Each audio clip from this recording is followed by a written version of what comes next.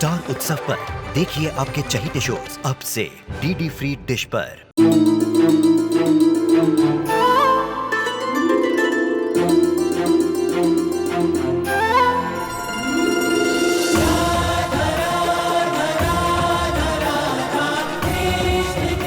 उत्तर प्रदेश की ब्रिजभूमि से आरंभ हुई वो प्रेम गाथा जिसने पूरे जग को समझाई प्रेम की परिभाषा। राधा कृष्ण 1 अप्रैल से सोमवार से रविवार सुबह 10 बजे स्टार उत्सव पर।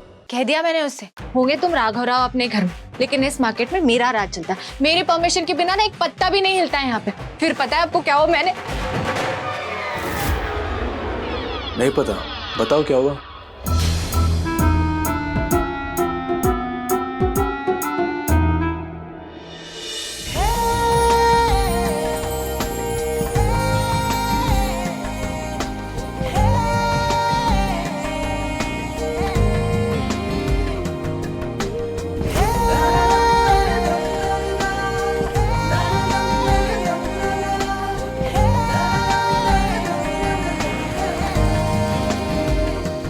आप कुछ बोल रहे थे मिस्टर राघव राव?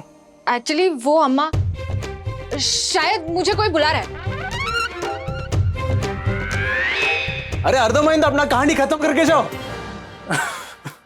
क्या अम्मा, डुप्लीकेट राघव राव? से कुछ मत कहना राघव, वो मेरे को ट्रेनिंग दे रहा था। किस चीज का ट्रेनिंग? तेरे को सॉरी बोलने का। सॉरी? हाँ, वो हार चोरी के मैटर में मेरे को गलतफहमी हो गया था ना, कि वो सब कुछ तूने किया है। तो पल्लवी मेरे को सब कुछ सच बता दिया,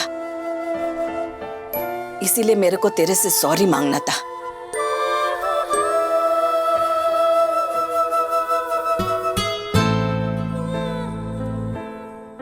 अम्मा, आपको इन सब के लिए सॉरी बोलने का जरूरत नहीं है।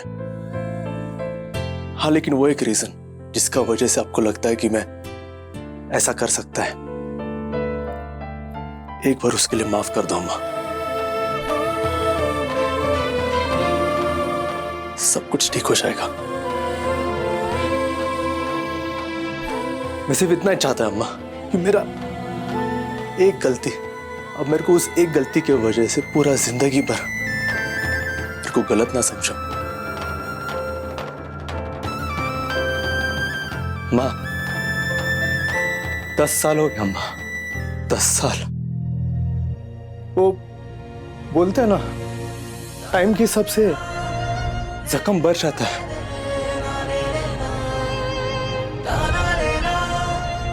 लेकिन मेरे जिंदगी में सिर्फ टाइम बीतते जा रहा है माँ, जख्म अभी भी। उस दिन का बात मत कर राघव, मैं हर रोज उसको भुलाने का कोशिश करता हूं। मैं उस दिन को याद नहीं करना चाहता।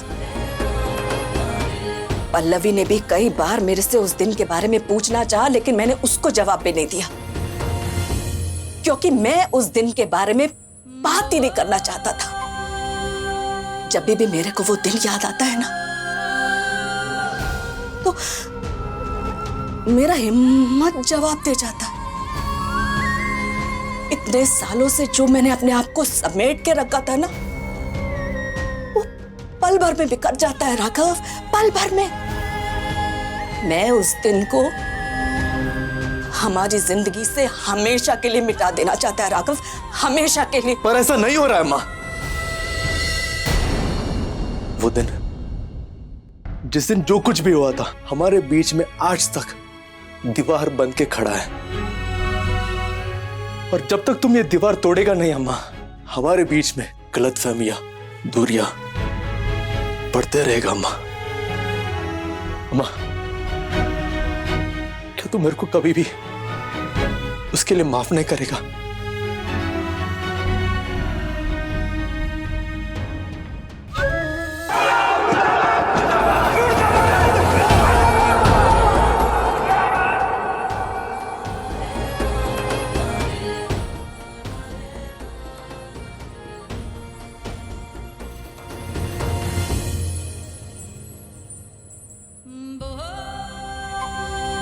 पता नहीं।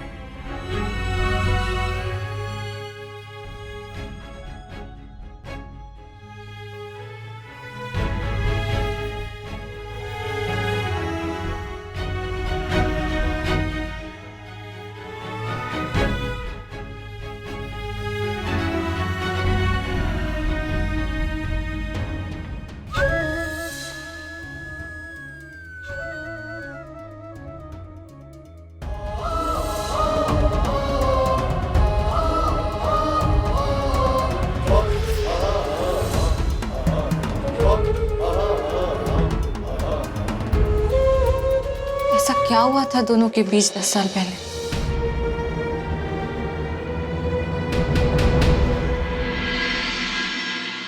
सुलोचना, तुम कब आई? अभी थोड़ी देर पहले। अरे तो मुझे फोन कर देती, मैं स्टेशन पे चला था तुम्हें लेने। और पिछले 2-3 दिनों से कहाँ थी तुम? मेरा फोन क्यों नहीं उठा रही थी? आते से सर पे चढ़ के बैठ गए तुम। 2 मिनट सांस तो लेने दो मुझे।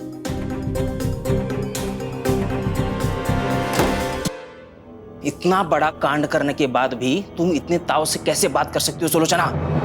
बाप रे, कहीं मिलिन को पता तो नहीं चल गया कि वो हार की चोरी मैंने ही करवाई थी। कांड? कौन सा कांड?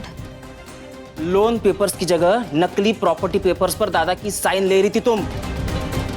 ओह वो वो रिएक्ट तो ऐसे कर रही हो जैसे कोई छोटी सी मामूली सी बात हो। तुम्हें पता भी है अगर दादा चाहते ना तो तुम्हें जेल भेज सकते थे। सब मुझे ही जेल भेजना चाहते। इंसान थकारा घर आता है, उसे एक ग्लास पानी पूछो तो नहीं, यहाँ तो मुझे ट्रे में जेल की धमकियां परोसी जा रही है। जिसकी जैसी हरकतें उसकी वैसी सेवा। और एक बात, अगर ये धमकी सच साबित नहीं करना चाहती ना तो सबसे पहले अपने प्लानिंग्स, ये गेम, ये सब बंद करो। खुद भी शांति से जियो और दूसरों को भी जीने दो। एक तो तुम्हारी बेटी अभी तुम्हारे नक्शे कदम पर चलना शुरू कर दी है। खुद की जिंदगी तो खराब कर ही चुकी हो, कम से कम उन्हें तो सुधरने का मौका दो।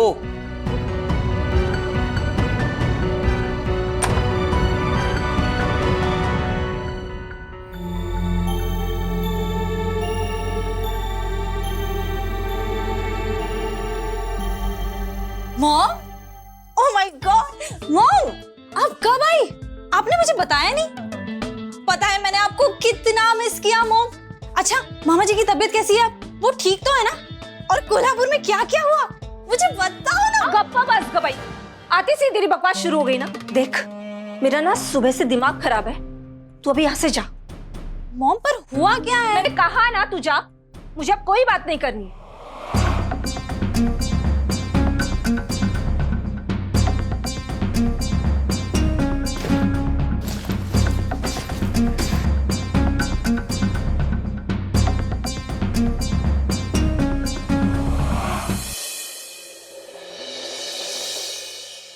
ये लो अम्मा। हो गया? ये लो। Thank you. मैंने आज राघव को सॉरी बोल दिया है। तेरे को भी उसको सॉरी बोल देना चाहिए। उसने मेरे नाना और मेरे छोटे भाई को मुझसे छीना। उसे मैं सॉरी कभी नहीं बोलूंगी। अच्छा सुन, मेरे को ना तेरे से एक बात करना था। वो मेरी एक फ्रेंड है ना, सुजाता, याद है ना? वो आपकी डांस क्लास वाली दोस्त? हाँ, उसका बेटा आ रहा है कुछ महीनों के लिए, तो तेरे लिए उसने अपने बेटे का फोटो भेजा है। मैंने तेरे को मैसेज कर दिया, देख लेना। पसंद आया तो बात को मैं आगे बढ़ाएगा। हाँ अम्मा, मैंने आपसे कितनी बार कहा है मुझे शादी नहीं करनी है। पर कभी ना कभी तो करना पड़ेगा ना। लड़का देखना शुरू कर दे, सोचना शुरू कर दे, लोगों को मौका तो दे। पर शादी तो बहुत दूर का बात है।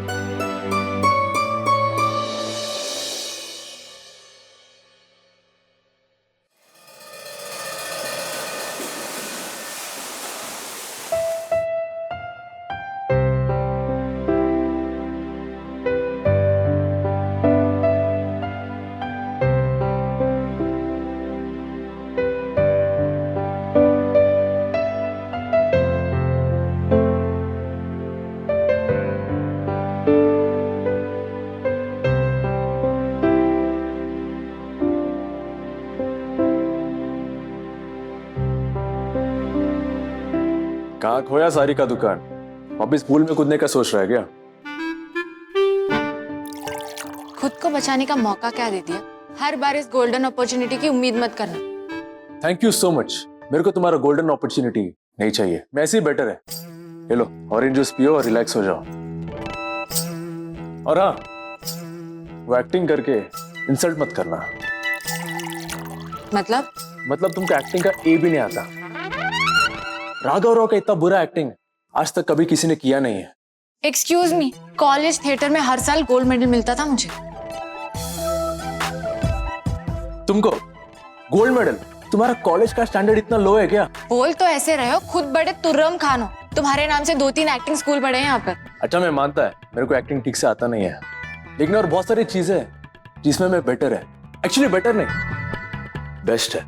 अच्छा, तो 5 ऐसी चीजें बताओ जिसमें तुम बेस्ट हो। जो भी हो, तुमसे बेटर ही है। लगी शर्त? मैं अपनी 5 क्वालिटीज लिखती हूँ, तुम अपनी लिखो। जो भी जीतेगा वो हारने वाले से कुछ भी करा सकता है। मेरे को तुम्हारा बेकार गेम्स में इंटरेस्ट नहीं है, छोड़ दो। अभी से डर गए? चलो अच्छा है, एटलीस्ट तुमने एक्सेप्ट तो किया कि तुम में कोई अच्छी क्वालिटी नहीं है और तुम ये शर्त हार जाओगे। रियली? देखते हैं।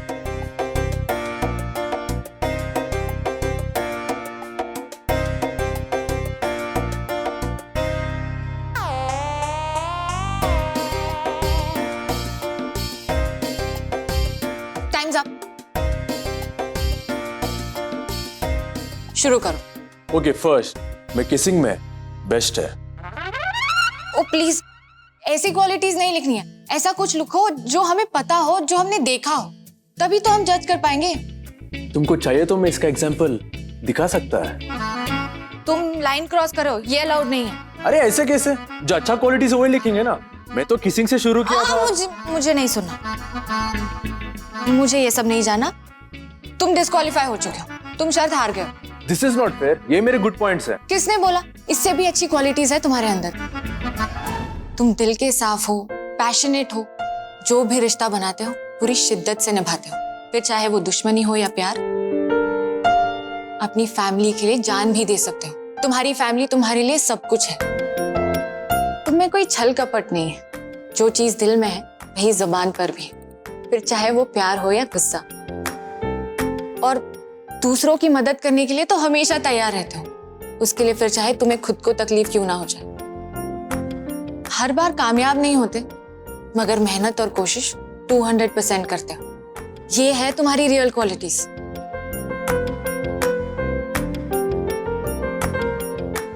क्या हुआ? आज तक मेरे बारे में कभी किसी ने इतना अच्छा नहीं बोला। इतना सारा तो बिल्कुल नहीं। मैं सिर्फ गेम ही नहीं हारा पल्लवी, तुम्हारे सामने अपना सब कुछ हार चुका हूं।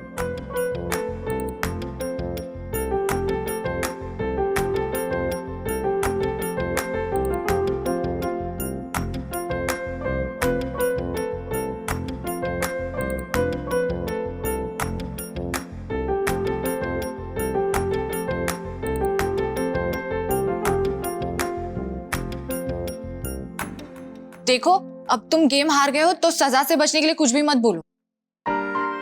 मैं जीत गई हूं तो अब तुम्हें वही करना पड़ेगा जो मैं बोलूंगी। ऑफ कोर्स, बोलो क्या करना है। पक्का? राघव राव एक बार जबान देता है तो पीछे नहीं हटता। अर्थमाइंदा? अच्छा तो बताओ, 10 साल पहले तुम्हारे और अम्मा के बीच में क्या हुआ था?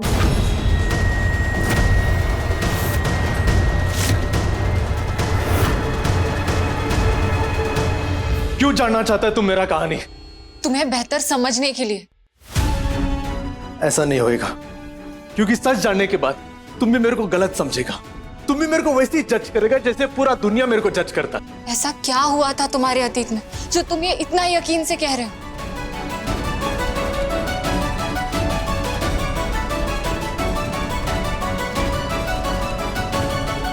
ये कॉइन दिख रहा है, इस कॉइन का 2 साइड्स है और 2 साइड्स मिलके एक कॉइन बनता है।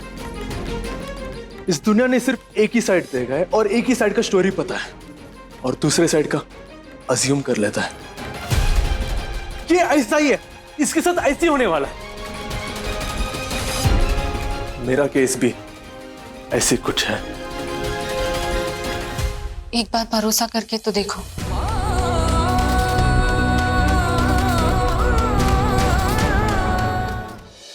आई प्रॉमिस मैं बिना दोनों साइड जाने कोई जजमेंट नहीं बनाऊंगी। तुम्हें समझने की पूरी कोशिश करूंगी।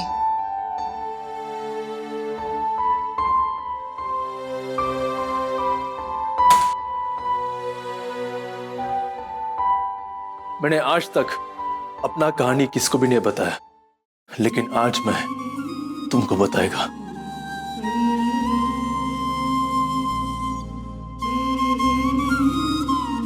थैंक यू मुझ पर इतना यकीन दिखाने के लिए। हैदराबाद से 300 किलोमीटर दूर एक छोटा सा गांव है। वहां हमारा छोटा सा हैप्पी फैमिली हुआ करता था। मेरे नाना अजित राव, अम्मा, मैं, कीर्ति और मेरा एक छोटा सा भाई अर्जुन।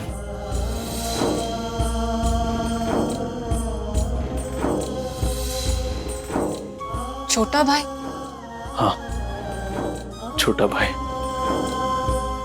मेरे नाना म्यूजिशियन थे। गांव के शादियों में, फंक्शंस में नादस्वरम बजाते थे।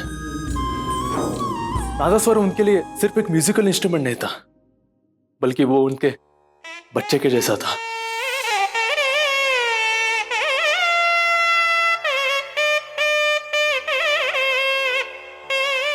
नाना के लिए म्यूजिक सिर्फ एक आर्ट नहीं था, पैशन था। जिसे तुम्हारे बाबा को सिल्क वीविंग का पैशन है, और मेरा अम्मा गांव के बच्चों को भरतनाट्यम सिखाता था। याद है तुमने मेरे को पुराने घर में भरतनाट्यम करते वक्त देखा था।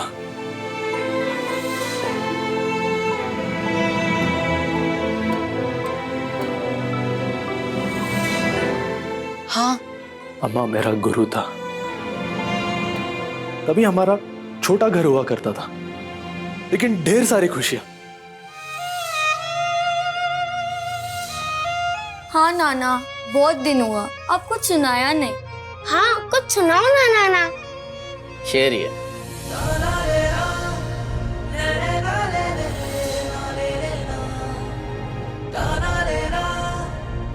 आज घर का साइज जितना बढ़ गया, खुशियां उतना ही दूर चले गए।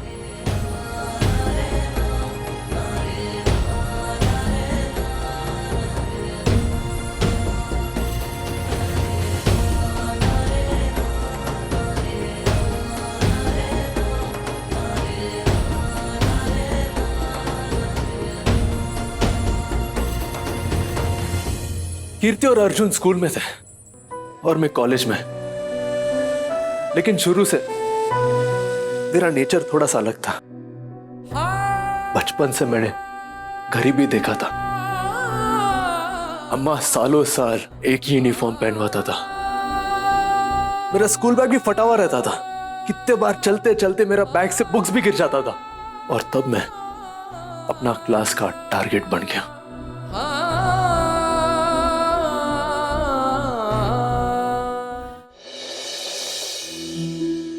पता है, बच्चे कभी कभी बहुत रूड बन जाते हैं।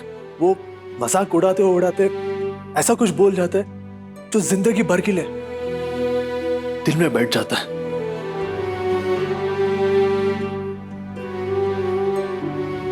बच्चों का तानों से मेरे को अपना गरीबी पर चिढ़ाने लगा, नफरत होने लगा। एक टाइम तक मैंने सब कुछ सहा, लेकिन हर चीज के तरह इंसान भी टूट जाता है, और उन टूटे हुए टुकड़ों से पैदा हुआ गुस्सेल राघव राव। तभी मेरे पास पैसे नहीं थे, तो मैं लोगों को अपना ताकत से डरा धमका कर चुप करता था।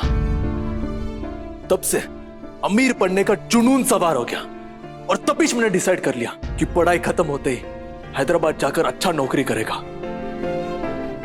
इतना पैसा कमाएगा कभी कोई मेरे तरफ आग भी उठा ना सके।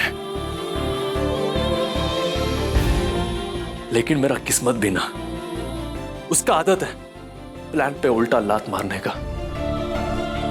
हमको लगता है कि अपना जिंदगी का स्टीयरिंग व्हील अपने हाथ में है, लेकिन नहीं, ये उसका हाथ में है। नादस्वरम के वजह से नाना को लंग्स पे जोर पड़ता था, उनको सांस लेने में तकलीफ होता था। डॉक्टर ने बोला था किसी अच्छा हॉस्पिटल में ट्रीटमेंट करवाना पड़ेगा, लेकिन हमारे पास पैसा नहीं था।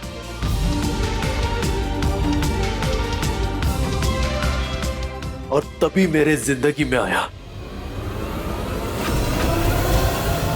कृष्णा राव।